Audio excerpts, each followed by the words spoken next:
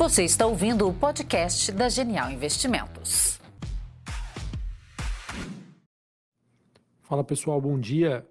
Começamos aqui mais um Morning Call nesta sexta-feira, dia 5 de maio. Eu sou o Felipe Vilegas, estrategista de ações da Genial Investimentos. Bom pessoal, nesta sexta-feira, no geral, a maioria das bolsas estão com um viés mais positivo. Londres subindo 0,5%, mesma movimentação para a Bolsa de Paris. Em Frankfurt, na Alemanha, alta de 0,75%. Futuros norte-americanos, nós temos o S&P futuro subindo 0,60%, Dow Jones subindo 0,5% e a Nasdaq subindo 0,64%. Em relação às bolsas asiáticas, nós tivemos a Bolsa de Xangai na China caindo 0,5%, Bolsa de Hong Kong subindo 0,5%, e a Bolsa japonesa ainda permanece fechada por conta de um feriado por lá, se eu não me engano, feriado de Dia das Crianças lá no Japão. Em relação a outros indicadores, o VIX tem uma queda forte, 5,6%, voltando para a região dos 19 pontos. Assim a gente vê aí o mercado com um certo apetite por risco.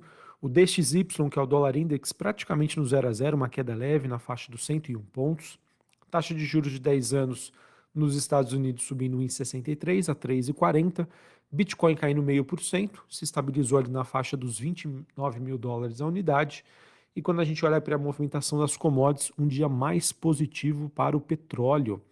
O petróleo que apresenta hoje um forte movimento de recuperação, $70 o barril, contrato negociado em Nova York, alta de quase 3%. Lembrando que essa é a primeira alta depois de 5 quedas consecutivas. Ou seja, na minha opinião, é muito mais um movimento técnico diante aí de todos os receios que envolvem uma recessão nos Estados Unidos e no mundo, que fizeram com que o petróleo caísse somente nesta semana mais de 10%. Em relação aos metais industriais negociados na Bolsa Europeia, a gente tem o cobre recuando 0,5%, níquel caindo quase 1%, e o minério de ferro na China tendo mais um dia negativo. Mercado que segue, digamos, de olho nas demandas por aço na China, que até o momento seguem bastante decepcionantes. Bom, pessoal, falando aí sobre os mercados internacionais, depois de uma semana com decisões super importantes envolvendo aí o Copom, o Fed, o Banco Central Europeu, o grande evento desta sexta-feira acaba sendo a divulgação do relatório de emprego nos Estados Unidos, às 9h30 da manhã, horário de Brasília. Se você é trader, gosta de especular aí com dólar, com índice, contratos futuros, fique atento às 9h30, muito provavelmente a gente vai ter um horário aí de grande volatilidade. A expectativa é de uma criação de vagas em torno de 185 mil, mas além desse número de criação de vagas, o mercado com certeza vai estar de olho na taxa de desemprego e na inflação salarial, tá? Inflação, acho que esse aí sem sombra de dúvida, um indicador que tende a ser mais acompanhado. A gente teve a divulgação aí nos últimos dias, dados sobre a atividade econômica nos Estados Unidos, e pesou bastante, essa inflação salarial divulgada em relatórios anteriores. Ou seja, pessoal, vamos ficar atentos a esses números, a depender de como forem os mesmos, os mercados vão ter um tipo de reação. O dia ele começa positivo, influenciado basicamente, principalmente na verdade, por duas notícias. A gente teve o PacWest Bancorp, ele que disparou aí nas negociações do pré-mercado, ele que lidera esse movimento de alta dos bancos regionais após uma semana aí de perdas muito fortes diante de preocupações aí com o setor bancário nos Estados Unidos. Então, o mercado melhorando um pouquinho o sentimento em relação aos bancos por lá.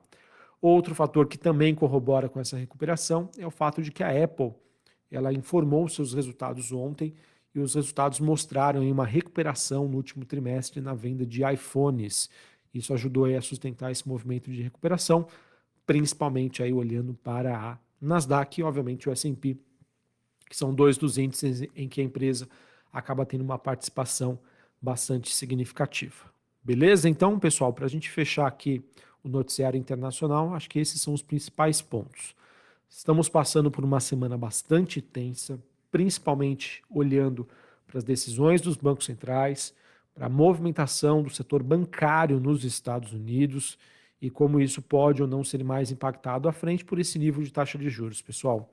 A minha expectativa, o meu sentimento é que ainda a gente vai conviver com esse noticiário que sim, existe espaço ainda para uma deterioração. Então é sempre importante a gente acompanhar. Movimento positivo de hoje, realização de lucros depois de uma queda forte e também influenciado por esse resultado mais positivo da Apple, que acaba dando influência então melhor para o S&P e para a Nasdaq Futuro nesta manhã. Sobre o Brasil, as notícias então destacam a decisão do André Mendonça, ele que revogou a suspensão do julgamento do STJ sobre a subvenção do ICMS. Os investidores que na média estão estimando aí que essa medida poderia gerar uma receita potencial para o governo em torno dos 30 bilhões de reais em 2024. Os jornais também mencionaram ontem a possibilidade do Galípolo ser indicado para o Banco Central com a intenção de se tornar presidente da instituição após o fim do mandato do Campos Neto. O governo, que espera ter maioria de influência no Copom até o final de 2023, com 4 dos 9 votos, pretendendo aí converter então mais um diretor. Assim, tendo mais influência aí para que, segundo ele, tenha a capacidade de conseguir reduzir a taxa de juros na força. Numa agenda mais esvaziada aqui no Brasil, a gente vai ter o ministro da Fazenda, Fernando Haddad, ele que vai dar uma entrevista às 8 horas da manhã, daqui a pouquinho do horário que eu estou gravando este podcast, ao vivo, à Rádio CBN, e depois ele participa ao longo do dia de reuniões do Prisma Fiscal com o ministro da Agricultura e também presidente da Ambev. Falando em empresas, olhando para o destaque corporativo, a gente teve Americanas, ela que adiou a divulgação do seu balanço do primeiro trimestre de 2023, que estava anteriormente prevista para 11 de maio. A nova data ela não foi informada e esse adiamento se deve à necessidade de conclusão dos trabalhos de revisão das suas demonstrações financeiras nos exercícios encerrados anteriormente. Também tivemos a Light, ela anunciou que a WNT, gestora de recursos, adquiriu através de fundos e carteiras um pouco mais de 37 milhões de ações ON, representando assim mais de 10% do capital social da companhia. A entrada dessa gestora através do Nelson Tanuri é o que vem influenciando aí um movimento de recuperação da Light nesta semana. Também tivemos a Oi, empresa do setor de telecom, ela que adiou a apresentação das suas demonstrações financeiras referentes ao primeiro tri deste ano para o dia 14 de junho. A justificativa para isso é devido ao pedido de recuperação judicial e ao status das negociações em curso com um grupo de credores financeiros. Também tivemos a Tupi, ela que firmou um acordo com a MAN para se tornar aí a fabricante de cabeçotes para a segunda geração do motor MAN H45, ele que está sendo desenvolvido aí para caminhões a hidrogênio. Esse processo atende às exigências aí da Euro 7, prevista para 2027, com normas mais rígidas de emissão de gás carbônico na Europa. E para finalizar, a gente teve aí a Ultra e a Par do Brasil, eles aumentaram a participação na Ultrapar, passando a deter de forma agregada um pouco mais de 35% do total das ações ON da companhia. Esse movimento acontece, essa notícia vem depois que ontem a Ultrapar acabou sendo um dos destaques positivos do Ibovespa, se não me engano subiu um pouco mais de 10%, esse movimento que foi influenciado por um resultado corporativo que surpreendeu bastante o mercado. A Ultrapar, pessoal, se eu não me engano ali, 2015, 2016, era uma das queridinhas da Bolsa. Iniciou um processo de aquisição de diversas empresas, de diversificação do seu negócio, e foi aí que a empresa se perdeu nos últimos anos, acumulando aí perdas. E muitos investidores acreditando que depois do resultado de ontem poderia existir o quê? Um ponto de flexibilização, por um resultado melhor à frente. Esses resultados melhores à frente, com a entrada e um aumento da participação de grandes investidores, deve reforçar a tese diante dessa flexibilização, esse ponto de inflexão nos possíveis fundamentos para a Ultrapar. Beleza? Bom, pessoal, então é isso.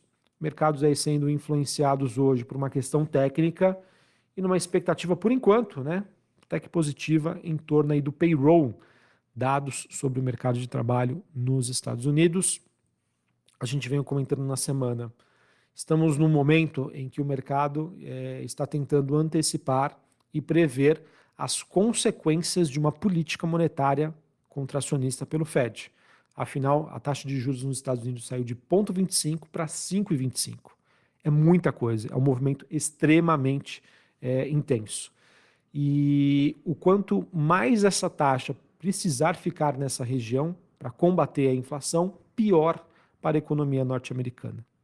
Então, um mercado de trabalho apertado, uma economia ainda resiliente, né, uma inflação salarial persistente, vai fazer com que o mercado acredite que é necessário que essa taxa de juros fique lá por mais tempo, e quanto mais tempo ela ficar, maior, né, mais intenso tende a ser o movimento de recessão econômica, né, ou desaceleração econômica esperado para os próximos trimestres.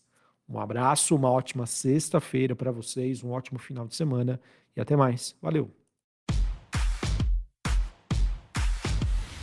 Você está ouvindo o podcast da Genial Investimentos.